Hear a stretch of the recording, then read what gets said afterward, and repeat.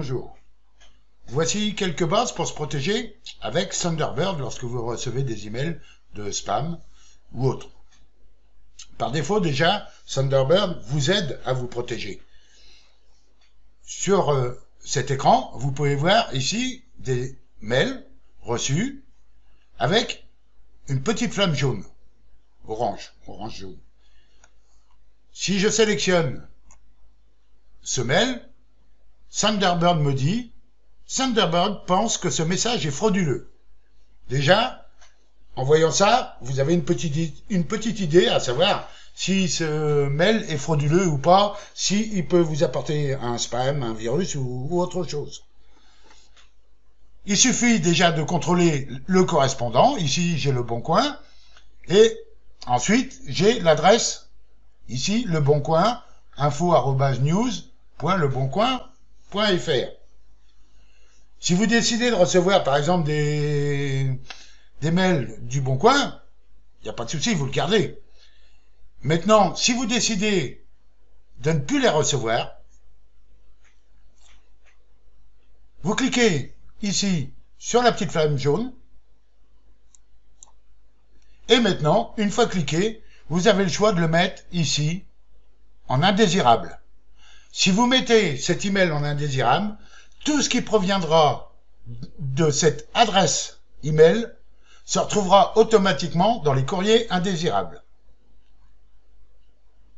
Vous avez aussi la possibilité ici de cliquer sur la flamme qui n'est pas allumée, et si vous le faites, ça donnera le même résultat que si vous cliquez sur indésirable ici.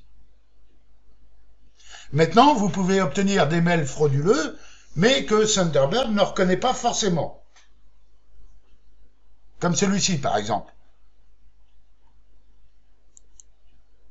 Je veux plus recevoir, par exemple, de messages de Amazon. Il me suffit tout simplement de cliquer sur indésirable, ici, ou de le mettre en indésirable, ici.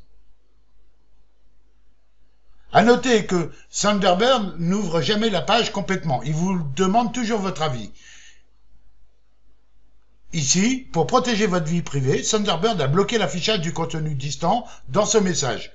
Maintenant, à vous de décider si vous voulez afficher le message complet ou pas. Surtout les images. Les liens.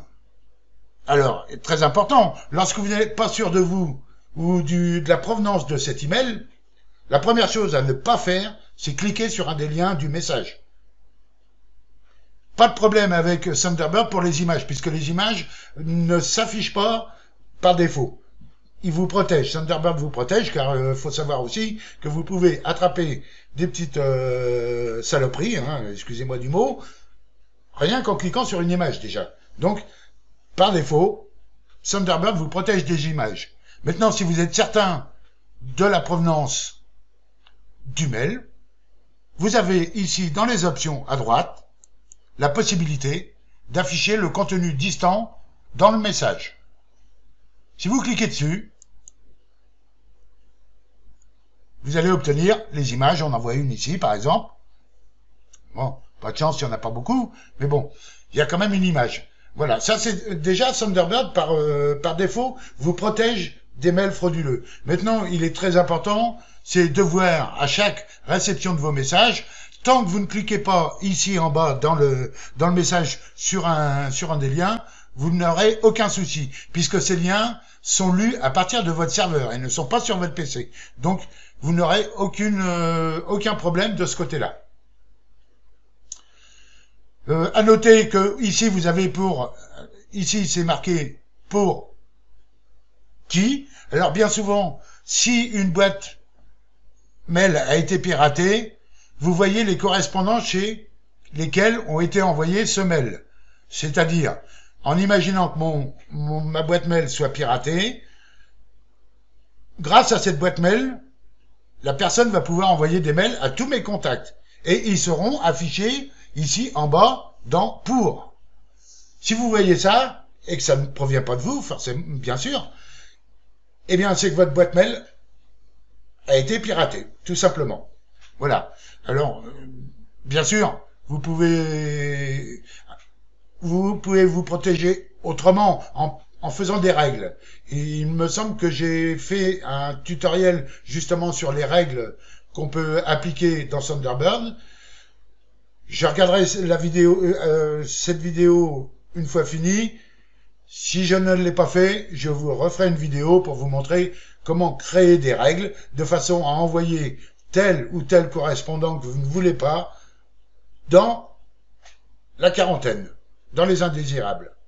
Maintenant, vous avez une autre possibilité que je vous expliquerai dans un autre tutoriel, c'est de faire plusieurs profils sur Thunderbird. Je vais donner un exemple.